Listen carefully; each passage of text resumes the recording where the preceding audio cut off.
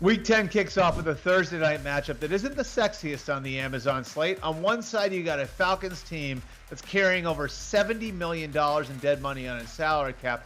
On the other, a Panthers team that's already fired its coach and is coming off a blowout loss to the Bengals, in which at one point they were behind 42-0. But believe it or not, there are very real playoff implications here.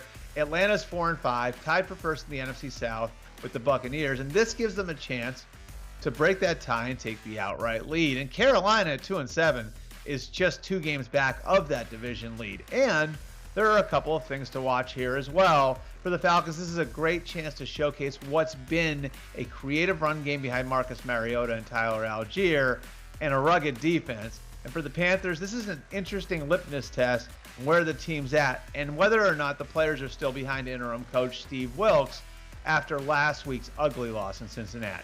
Hey everybody, it's Fabs here, and the big fantasy storyline for Thursday night's game between Atlanta and Carolina is the running backs. Cordero Patterson versus D'Onta Foreman. Now, Patterson came back last week from a knee injury, had 2 touchdowns, and the matchup this week is great against Carolina. They've allowed the 3rd most fantasy points to running backs. And D'Onta Foreman, yeah, he got game scripted out of a blowout against the Cincinnati Bengals. I'm keeping the faith in him this week against Atlanta. The last week he faced them was a couple of weeks ago, and he scored 3 touchdowns and over 30 fantasy points. So Cordero Patterson and D'Onta Foreman should be in your fantasy lineups. Jen Piacenti back with SI Betting. Let's keep it rolling. I'm looking at a DJ Moore receiving yards prop and taking the over at 59.5 over at SI Sportsbook.